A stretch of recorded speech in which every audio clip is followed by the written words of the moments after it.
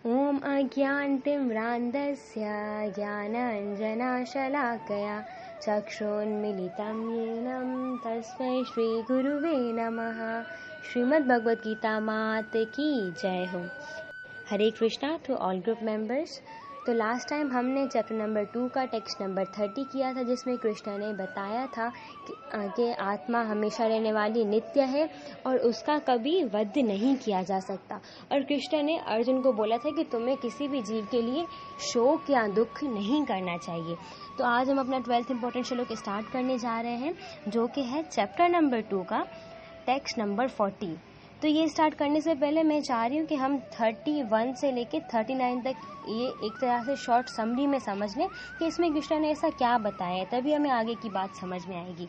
तो 31 में कृष्ण अर्जुन को उसके धर्म के बारे में बता रहे हैं कि क्षत्रिय होने के नाते तुम्हारा कर्तव्य है कि तुम युद्ध करो, अपने कर्तव्य से पीछे नहीं हटो।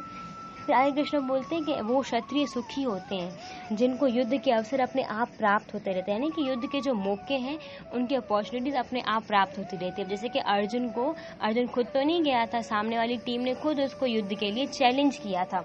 तो एक तरह से अब वो क्षत्रिय सुखी क्यों है, क्योंकि उनके लिए क्या लाभ है, स्वर्ग लोक के द्वार खुल जाते हैं। अब युद्ध में कोई भी अगर मरता है ना, तो वो नरक में नहीं जाता, वो कहाँ जाता है, उन सबको स्वर्ग लोक की प्राप्ति होती है। अब वो बात अलग है, यहाँ पे इस युद्ध में साक्षात श्री कृष्ण थे, तो जो भी कृष्ण के सामने जो भी मर रहा था उस युद्ध में कृष्ण को देख के मर रहा था, तो उनकी तो समझो मुक्ति होगी, वो स्वर्ग लोक भी उनको नहीं मिलेगा।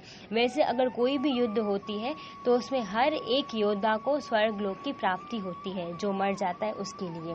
फिर आगे कृष्ण जो है ना अर्जुन को बोलते हैं, अगर तुम युद्ध नहीं करोगे तो लोग तुम्हें क्या बोलेंगे, डरपोक बोलेंगे कि अर्जुन कायर था, वो युद्ध छोड़ के भाग गया। और फिर तुम्हें क्या बोलेंगे, तुम जो ना योद्धा के रूप में अपना यश खो बैठोगे, फिर तुम्हारा कोई फेम नहीं रहेगा। क्योंकि अर्जुन ने कृष्ण को क्या बोला था कि इससे अच्छा है कि ये युद्ध से अच्छा है कि मैं क्या कर लूं, मैं जो है ना एक जंगल में चला जाऊं या मैं भीख मांग कर गुजारा कर लूं। तो ऐसा अर्जुन ने कृष्ण को सब बोला था। और देखो अर्जुन क्या था, आत्मा था। हम सब भी क्या है, आत्मा है। तो आत्मा जो है ना हमेशा कार्य करती रहती है, वो कार्यशील होती है, वो एक क्षण भी कार्य किए बगैर नहीं रह सकती। अब अर्जुन सोच रहा था कि मैं जो है संन्यास ले लूं, मैं इनको नहीं मारूं। तो अर्जुन अगर वहां पे जाके संन्यास भी ले लेता, अगर भगवान का ध्यान करता, तो उसका मन लगता ही नहीं। उसके माइंड में ये सब बातें आती रहती कि मैंने युद्ध क्यों नहीं की, क्योंकि उसकी पत्नी के साथ बहुत बुरा हुआ था, दुशासन ने, दुर्योधन ने क्या किया था द्रौपदी के साथ। तो उसके माइंड में सारी ये बातें आती रहती कि मैंने अब बदला क्यों नहीं लिया, मैंने युद्ध क्यों नहीं की, मैं क्यों युद्ध भूमि छोड़ के आ गया। तो कृष्ण अर्जुन को यही समझा रहे हैं कि तुम्हें युद्ध करनी है। फिर आगे कृष्ण अर्जुन को ना 2 बेनिफिट्स बताते कि अगर तुम युद्ध में मारे जाओगे तो तुम्हें स्वर्ग लोक की प्राप्ति होगी, और अगर तुम जीत जाते हो तो तुम्हें क्या होगा, पृथ्वी का साम्राज्य प्राप्त होगा। तो तुम बेनिफिट्स तुम्हारे लिए दोनों तरफ से हैं। अगर तुम मारे जाओगे स्वर्ग लोक की प्राप्ति, जीत गए तो क्या होगा, पृथ्वी का साम्राज्य। फिर आगे कृष्ण अर्जुन को कह रहे हैं कि तुम्हें जो है ना जो भी कार्य तुम करते हो उसमें सुख या दुख, नुकसान या लाभ, कोई फायदा, जीत या हार, उसका विचार नहीं करो। क्योंकि हमें कार्य कैसे करना है, कोई भी अगर हम कार्य करते तो उसका हम रिजल्ट नहीं सोचे, हम सिर्फ अपना इनपुट लगाएं, बाकी सब कृष्ण पे छोड़ दें। तो आगे कृष्ण 39 में अर्जुन को यही बोलते हैं कि मैंने तुम्हें आत्मा और शरीर का डिफरेंस बता दिया है, तुम्हें उसका ज्ञान दे दिया है। अब मैं तुम्हें क्या बताऊंगा, निष्काम भाव से कार्य करना बताऊंगा। क्यों बताऊंगा, क्योंकि अगर तुम ऐसे कार्य करोगे तो तुम कर्म के बंधन से मुक्त हो जाओगे। अगर कर्म के बंधन से हम मुक्त होगे तो हम किससे मुक्त होगे, जन्म मृत्यु के चक्कर से मुक्त होगे। क्योंकि हम जन्म और बार बार जन्म क्यों ले रहे हैं, हम अपने कर्मों के अनुसार ही जन्म लेते हैं ना। तो हमें कार्य ऐसे करने कि जिसका हमें फल ही ना मिले, हम अपने कार्यों का जो फल है वो कृष्ण को अर्पित कर दें। तो अब निष्काम कर्म कैसे होते हैं, जैसे कि मैं एग्जांपल देती हूँ। अगर हम कुछ भी अगर खाना बना रहे हैं किचन में, तो हम क्या सोचते हैं कि हम अपने लिए बनाते हैं ना, अपनी इंद्रिय तृप्ति के लिए। तो हमें ऐसे नहीं करना है, हमारी कॉन्शियसनेस ये हो कि मैं जो खाना बना रही हूँ मैं कृष्ण के लिए बना रही हूँ, कृष्ण को मैं अर्पण करूंगी। तो हमारा माइंड ऐसा होना चाहिए। तो इसी को हम बोलते हैं निष्काम भाव से कार्य करना। हम फल की इच्छा नहीं रखें, अपनी प्रसन्नता के लिए नहीं, कृष्ण की प्रसन्नता के लिए। तो आगे हम देखते हैं टेक्स्ट नंबर 40 में कृष्ण क्या बता रहे हैं। आइए हम इसको पढ़ने का प्रयास करते हैं। नेहा भिक्रम नाशोस्ति, नेहा भिक्रम नाशोस्ति, नेहा भिक्रम नाशोस्ति। नेक्स्ट वर्ड प्रत्यवायो न विद्यते, प्रत्यवायो न विद्यते। नेहाभिक्रमनाशोऽस्ति, प्रत्यवायो न विद्यते। स्वल्पम् अप्यस्य, स्वल्पम् अप्यस्य धर्मस्य, स्वल्पम् अप्यस्य धर्मस्य त्रायते महतो भयात्। मैं इसको पूरा पढ़ रही हूँ, आप भी मेरे साथ साथ पढ़िए। नेहाभिक्रमनाशोऽस्ति, प्रत्यवायो न विद्यते। स्वल्पम् अप्यस्य धर्मस्य त्रायते महतो भयात्। वर्ड टू वर्ड मीनिंग देखते हैं।